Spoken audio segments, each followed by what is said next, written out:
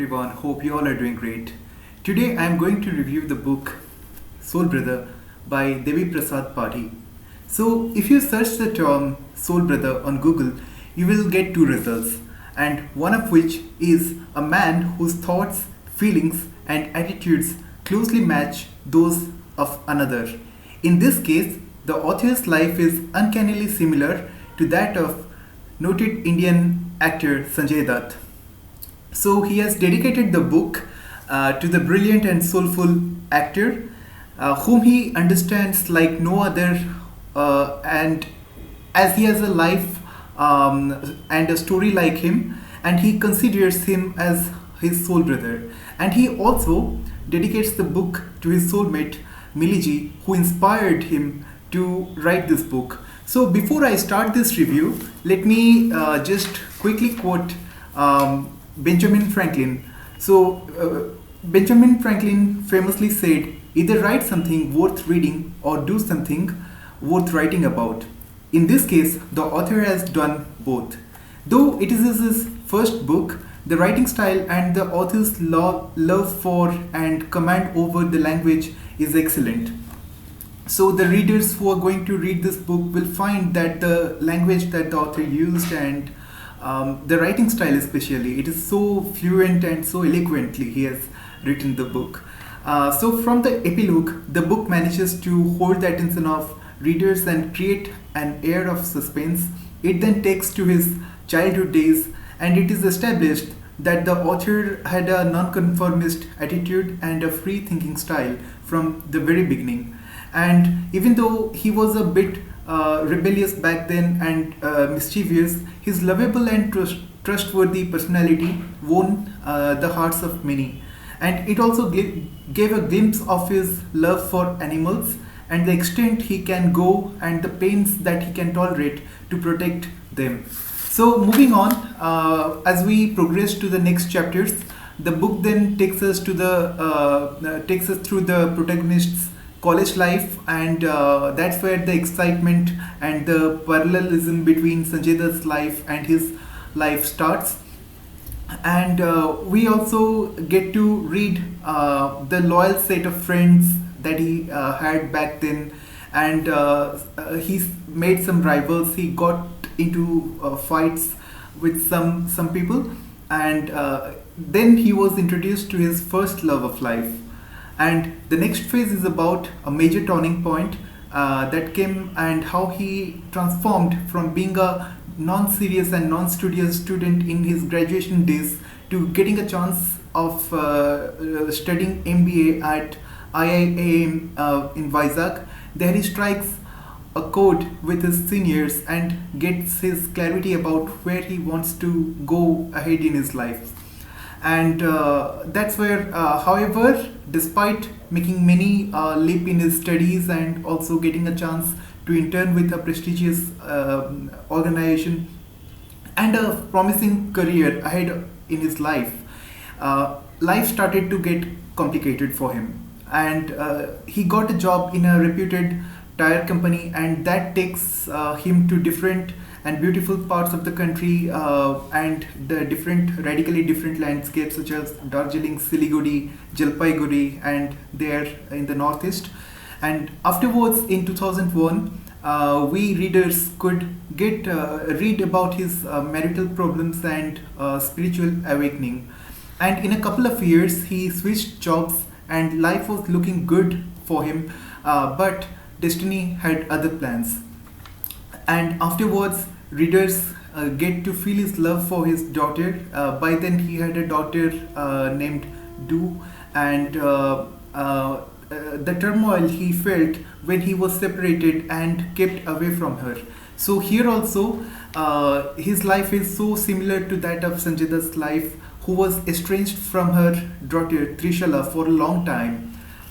So from there, also in the interim, in the middle chapters, we also can see a different side to his personality, which is so unexpected and which is filled with love for animals. And in fact, in the very first chapter, he has written how he got into fight for a dog, and from there on, it has there have been sub chapters which touches that part, which I will be coming to very soon. And the book is also written in an non-linear fashion, so there have been many chapters here and there, like many timelines in between also. So after that, it was in 2010 that when he resigned from a very reputable educational institution, uh, because that institution ordered killing of dogs just to get rid of them. And reading that also makes the reader's blood boil, like how the institution can do that. And the protagonist resigned. He also wrote to Maneka Gandhi, and her response also, like, it was, he got a response. Then we read again and again, going forward, and forward, that how he risked his life for dogs. And during the pandemic, in fact, like, it was in the last chapters, the last few chapters, it was we could see that how he risked his life during the pandemic, to get a serial offender and a serial killer, if we can say, arrested. And so, however, for me personally, the best part starts from chapter 162, which is like rough around page 400, page 390 to be precise, when Mr. Sitaram Agarwalji, the owner of Sarthak TV, entered his life and played a big part in changing its course. And that's where our Debi Bhai, dabbled with creative writing, voiceovers, acting, and he got a chance to explore his talent, explore his potential. And also, along with that, he handled the administrative and managerial duties. So that's where he started gaining momentum in his career. He did so exceptionally well, and that also earned him some rivals. And also, like, people did not appreciate his talent, what he did, to that extent. Somewhere jealous of that. So, and in the final chapters, we read about his collaboration with those who are doing their bit for the nature, animals, and his support for the activities. He also left his full-time job in around that time to pursue freelance writing and freelance work for various various channels. And there he earned more than double than he was earning in his full-time job. And that's where his life began changing. And during the pandemic time, he could devote much time, money, and energy for animals, feeding them and taking care of them. So, like, it's a very long book. Like, it's 430 42 pages, but I just gave a brief description. And there are chapters which will just touch the hearts of the readers, and there are chapters which will make readers cry and go along with the writer's emotional journey and his feelings, strong feelings. So, coming to the book, what I felt about it, it's a great treat for people who love a complete package. Like, this book has it all: action, emotion, tragedy, excitement, passion, you name it, it has all. So, the book is an eye opener for aspiring writers also, as it describes how the author made a switch from management, from sales and marketing, to writing when he was above 35. And he worked long hours, and under the guidance of his mentor and career guru, Mr. Sitaram Agarwalji, he made a big change. And how, like, it is all there to see from that we read, and from what we see in this book. The progress, the trajectory is all there. And he went onwards and upwards from then. So, all in all, this is a book that readers who love to read honest and passionate piece of works will love it. A word of caution though, the book is for mature readers and mature audience.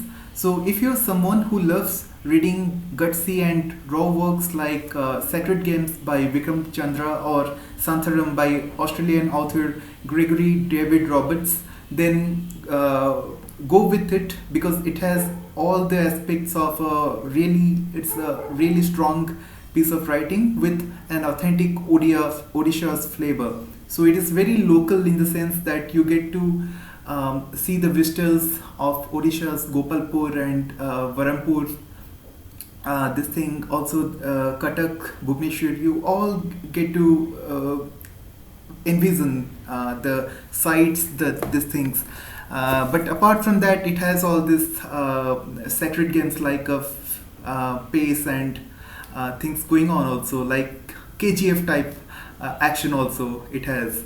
So all in all, it's a very exciting book. I loved some parts. Being a soft kind of a person, a reader, it was a little bit overwhelming for me, but all in all, I loved it. So I'm leaving the description in the caption. The description. I'll be leaving the link in the description, and if you love it, you please do go for it and read it if you get a chance. So with this, I conclude this interview. So if you like this video, please do like and subscribe. So thank you very much.